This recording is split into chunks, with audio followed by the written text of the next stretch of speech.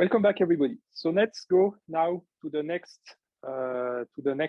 topic of the lecture, which is Apache Spark. So you see, it's called the same, massive parallel processing, except that there's a 2 here. Right? So that's part 2.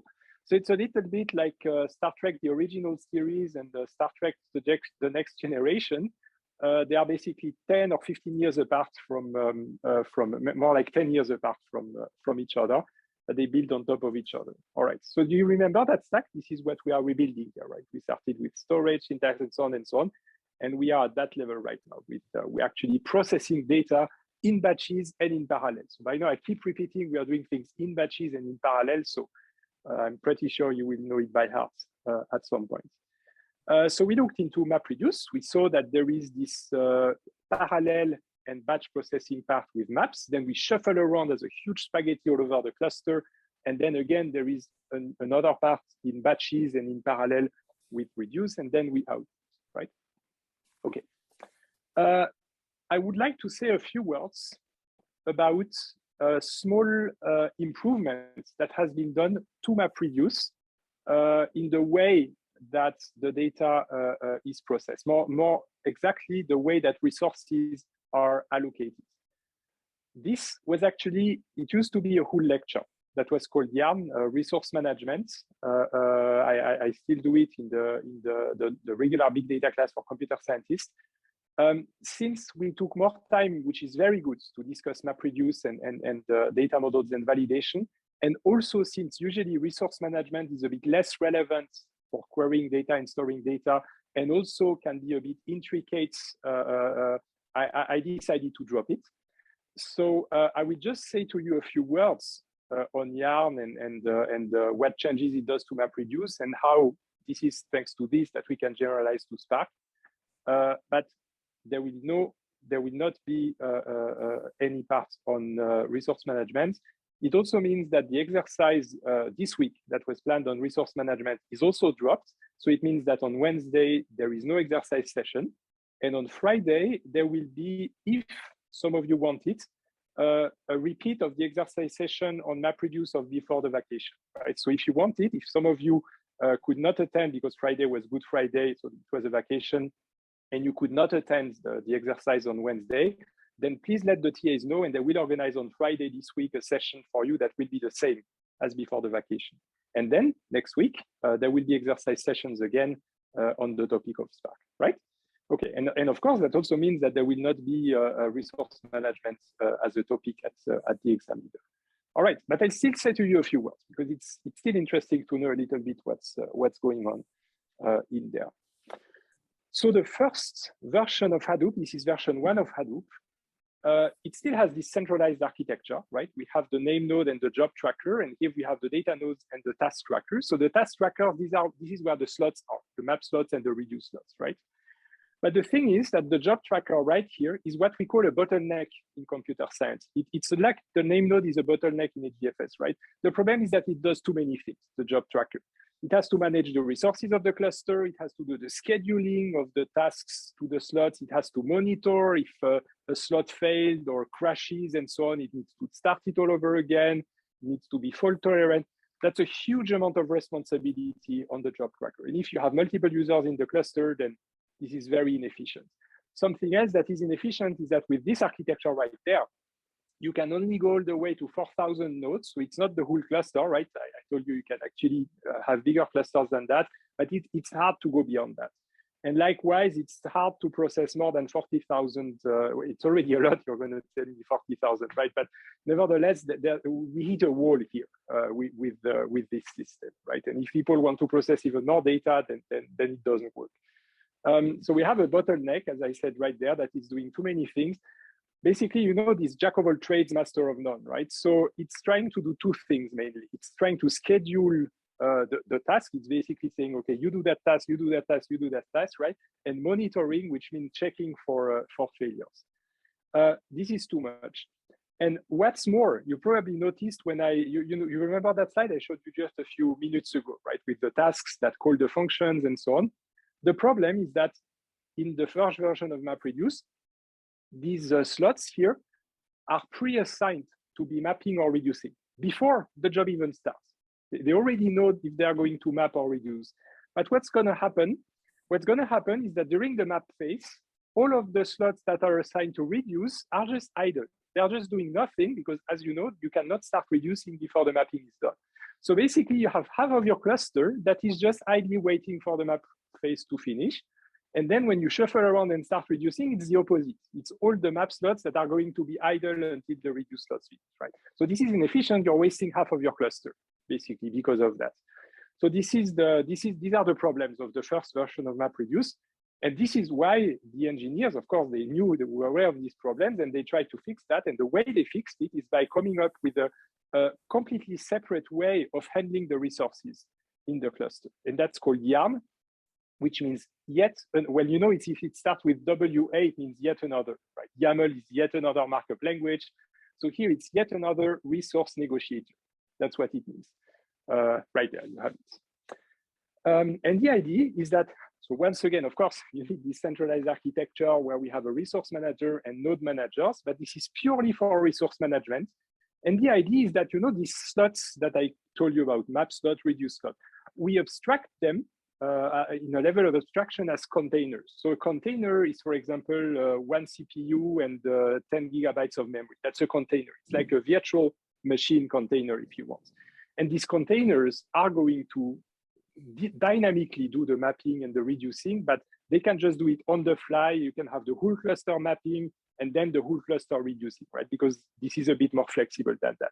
So the idea is that now a client can submit, for example, a MapReduce job, and then the resource manager is going to be, okay, fine, I'm going to find you the resources, but I'm not going to take care of the job. Somebody else will, right? So what happens is that the resource manager allocates a container right here that is promoted to what is called an application master. And the application master right there is going to have the responsibility of executing your MapReduce job. So you see, it's no longer done here with the job tracker as it was done before, the central coordination of MapReduce jobs. It's delegated, outsourced somewhere on one of the worker nodes right there, on what is called the application master for this MapReduce job. And then the application master is going to say, okay, yeah, but I'm not going to do it alone. I need plenty of map and reduce slots, right, to work. So the application master is connecting back to the resource manager and say, okay, give me 10 machines, give me 100 machines, right? So, and then the resource manager is going to say, okay, you have this container, this container, this container, this container. They are all at your disposal in order to execute your MapReduce job. That can be done dynamically, meaning that the application master can only ask for the map slots. So just give me application containers for my map slots, right? And then when it's done, give me application containers for my reduce slots, right? So dynamically it's done. And then once you have done that, you can forget about the resource management thing. And then you have a similar architecture to the job tracker and the task trackers, but it's kind of virtualized because now we have it with this abstraction of containers that are more flexible and more dynamic. Right? And so the application master can give back containers it no longer needs, or it can ask for more containers, and that is all dynamic. So you see, we separate it with this new YARN solution, the scheduling that is done centrally. So this is giving the CPUs and the memory and so on. We separate it from the actual running of the job, the monitoring, which is done by an application master. And there can be more than one application master. Imagine your Google or your Amazon, and you have 10,000 or 80,000 employees, right? There's going to be plenty of people using the cluster at the same time. So maybe you have 1 million nodes in your data centers all over the world, or 10 million or 100 million nodes. So as you can imagine, all your employees are going to request containers in order to run their own jobs. And everybody is going to have a tiny part of that worldwide, of these worldwide resources, right? So, but you see now it's fully decentralized because people just do their MapReduce jobs in parallel. Do we have a question? But the data needs to move across servers, which is inefficient. So this is, the data is already there. So imagine you have, let's take an example, maybe not Google or Amazon because that's more complex. Let's take one company. They have one cluster with, let's say, 100 nodes. Right? So one cluster, 100 nodes. What they have in there is HDFS, MapReduce, and YARN to control the resources. The data will already be on the machines. It's already an HDFS cluster plus YARN to allocate the resources. So basically the data is already there. Right? You don't need to move it. Sometimes you have to, right? It's not 100% that the data is at the same place, but usually it is because you try to allocate the resources appropriately. Did I answer your question? Maybe what was confusing is that I took the example of a multinational company with data all over the world, right? And as you can imagine, this is much more complex to do and probably out of scope of that lecture if you do it in the entire world. Another question is that it's in this case one container doing both map and reduce, or the map and reduce tasks are done by two different containers? Two different containers. So it's going to be several, maybe. So let me give you an example. Maybe so you have one application master for your MapReduce job. It's going to ask for 20 containers that only do mapping. So they execute mapping tasks in parallel and in batches. And when it's done, the container asks for the reduce containers that are different containers that are then specialized in doing the reduce, right? Okay. But you could imagine also an architecture, because here we don't need to be specific to MapReduce. You could also reuse the same containers that just start doing reduce instead of mapping, right? That's also a perfectly fine architecture if you want. If somebody wants to do it that way. In fact, this is the way Spark does it. It just reuses the same containers every time. Okay. So the resources we talk about are memory, CPU, and maybe in the future disk and network, but I think they are not part yet of the container abstraction, right? So it's mainly memory and CPU cores that we allocate to containers. And the beauty of this approach is that Yarn doesn't need to just do MapReduce. It can do MapReduce. It can also do Spark, as that we will see now, MPI, which is also quite popular in HPC, high performance computing, graph processing, and so on. So with Yarn, you can have many users doing many different things. Some of them will do MapReduce, some of them will do Spark, and so on, but it's all within the same cluster. That's the beauty of it. So it's not even tied to MapReduce in any way. Can be used with any application, right? But you have this container abstraction that you just request containers dynamically and give them back when you no longer need them, right? Okay, so that's the final summary, that we separate between scheduling and monitoring. Scheduling is done centrally for everybody in the cluster, all the employees of the company. And monitoring is just outsourced for every single job to a different machine. So people can do different jobs at the same time. That's also called multi-tenancy, right? When you have multiple people using the same cluster. So it scales more than without that. And it's more available as well. So it improves availability. And I want to conclude saying that multi-tenancy is very important. This is something many people are not aware of. You will hear often that MapReduce is slow, or even Apache Spark is slow, right? It has the reputation of being slow. But the question to ask here is, what was it built for? What were these systems built for?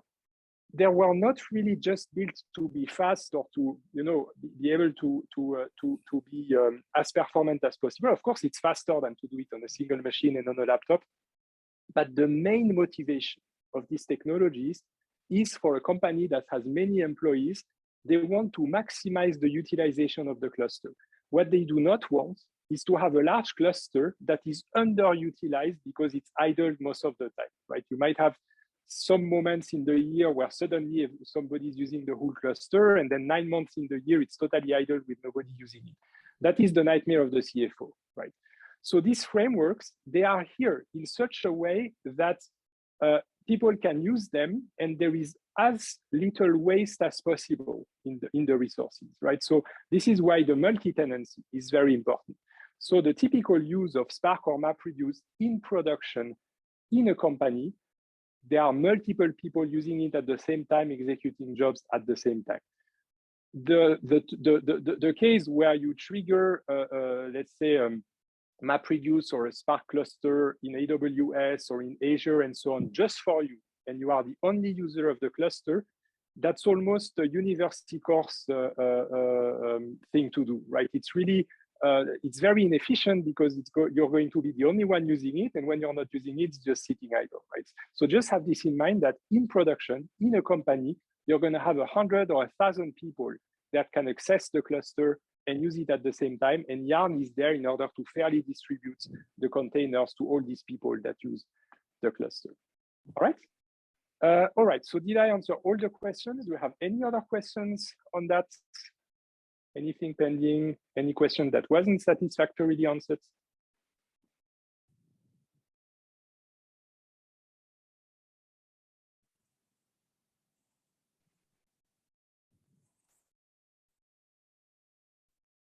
All good?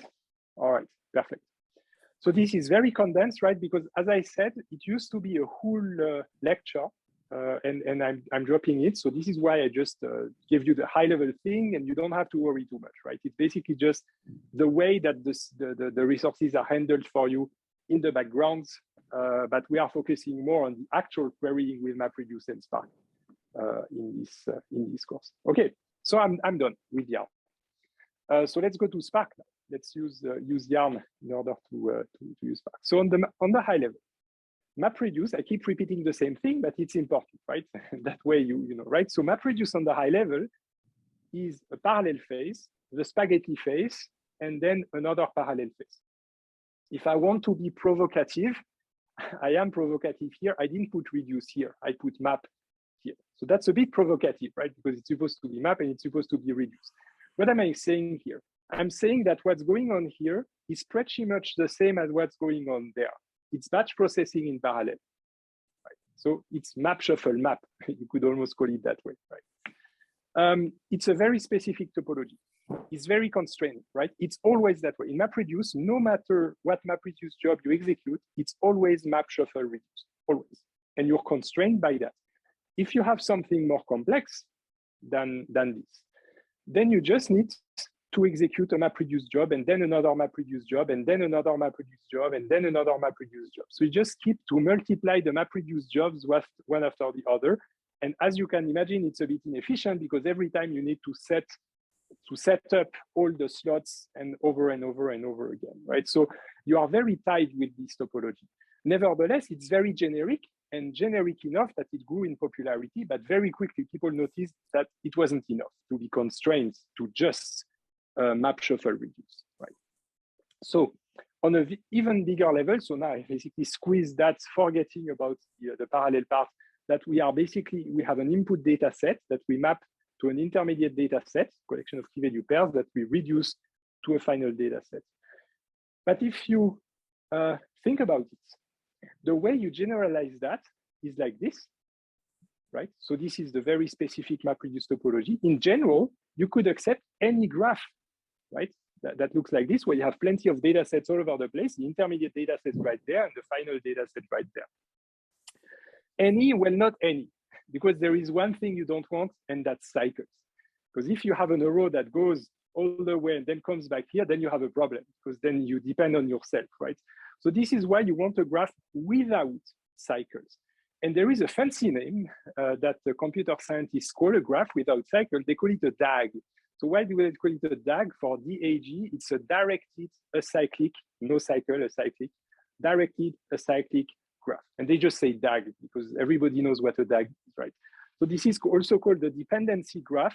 It just means that there is an order on the nodes, and it never cycles back. If some of you are physicists and know about special relativity and causal dependency graphs, well, this is like a causal dependency graph, if you want to think about it. That's pretty much what a DAG is, right? Okay, so this is the more generic data flow, if we call it a data flow structure. So it's generic data flow we want to have, and this is exactly what Spark, Apache Spark, is actually doing. So I need to introduce to you the first-class citizen of Apache Spark, which is called an RDD. A lot of abbreviations, right? RDD. So what is RDD for? Well, it's for resilient distributed data, right? So R, resilient. Resilient just means that if you lose it, you just recompute it on the fly, right? So it's resistant, resilient. Distributed because it's distributed all over the place across machines. And data sets, because every intermediate collection can be seen as a data set, right? So, but instead of saying every time resilient distributed data set, we just say RDD. So what do RDDs correspond to in MapReduce? Well, in MapReduce, we had collections of key value pairs, right? That was the input, the intermediate, and the output. But then we'll start calling that RDD. So what is an RDD? It's really just a big collection, just like the collections of key value pairs we had in MapReduce. However, it doesn't have to be a collection of key value pairs. It can be a collection of anything. So in that way, it's also more generic than MapReduce because you can have whatever you want in the RDD. It's a big collection of whatever. It's another way of putting it. So it's a big collection of whatever, and it is partitioned. Well, that shouldn't surprise you anymore that we partition and shard and split, right? It's what we've been doing already for weeks now, right? So this collection of whatever is just cut into shards like this. And as you can imagine, the shards are distributed all over your cluster on all your machines, right? So this is what an RDD is. Well, the same applies to the collections of key value pairs we had in MapReduce, right? The collections of key value pairs were also distributed across the cluster, right? So as you see, not everything is new in there, right? There's a lot of things that are not new. What's new is that it's no longer key value pairs, it's whatever. Okay. So now we need to look at the life cycle of RDD. It's like the life cycle of water, right? You have water that is in the ocean and it evaporates and then it forms clouds and then it rains and then it goes into rivers and flows back into the ocean, right? So that's the life cycle of water. Well, in the same way, there is a life cycle of RDDs, right? So how are they created and transformed and stored back? All right. Do we have questions? No, not yet. No? All right, perfect. All right. So let's start with the creation. So an RDD can be created, for example, out of an HDFS file or multiple files. So you have a data set, it's sitting on HDFS, and you can instruct Apache Spark to just, from HDFS, create that RDD that is just the file that is in there. Then it's naturally partitioned because you have the HDFS blocks, right, that more or less give you the partition of the RDD. All right, so that's the creation. Then you have the transformation. The transformation, it's an abstraction, of course, right? But you turn an RDD into another RDD. Well, in MapReduce, that was what Map was doing, and that was what Reduce was doing, right? It turned a collection of key value pairs into a collection of key value pairs. But here it's any transformation, it's just an abstraction. It turns an RDD into another RDD. And I will show you plenty of them, right? But on the high level, this is what it is. And finally, we have actions that take an RDD. And for example, if it's small enough, because maybe you aggregate it to something very small, you squeezed it to something you can print on screen, or you can output that to S3, or you can output it back to HDFS, or if it's small enough to your local file system. So that's the action, right? So you create, then you transform, and then you take an action, right? To print it on your screen or write it back to some file system. Okay, so how does it look like then? Well, you have this graph. You can see a creation right there. So you create an RDD, for example, from HDFS. Here you have all of these transformations that just transform these RDDs into other RDDs and so on. And maybe at the end, there is an action that we do from that RDD. What is very important to understand is that if I do not have any action, if all I do is create an RDD and transform RDDs, what's going to happen? Nothing. Nothing's going to happen. Why? Because you didn't ask for any results. So all that happens is that you basically declare that you want to create the RDD and transform the RDD. But the actual computations only get triggered when you call the action right there. And then that's going to move all the parts of the cluster into the processing, and then it starts calculating and calculating and calculating and outputting right back, right? So creating and transforming is only expressing an intent.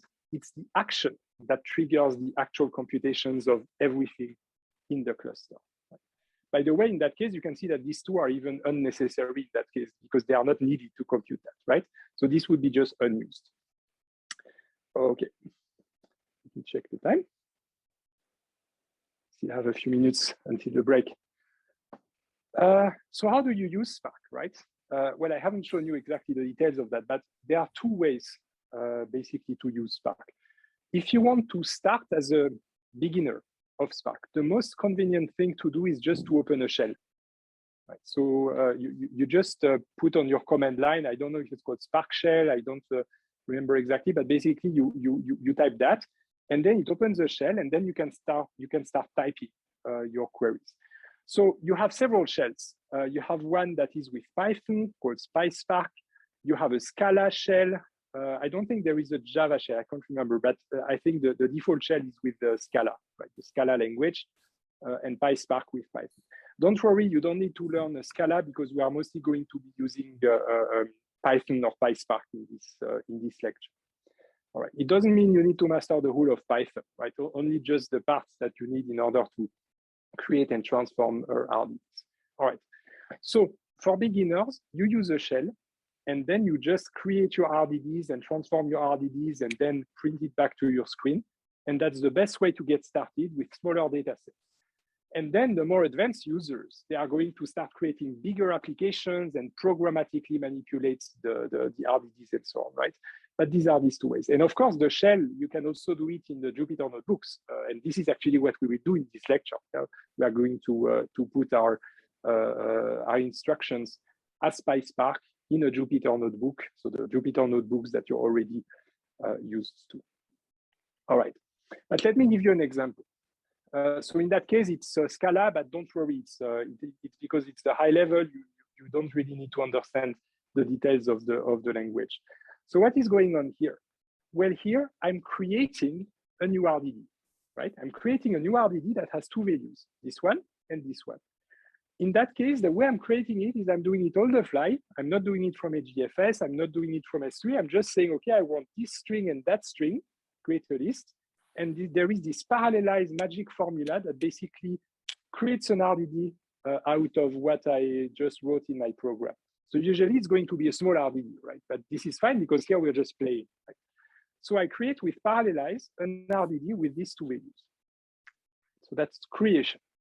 Next, this here, the next command you can type in your shell or in Jupyter notebooks is a flat map transformation.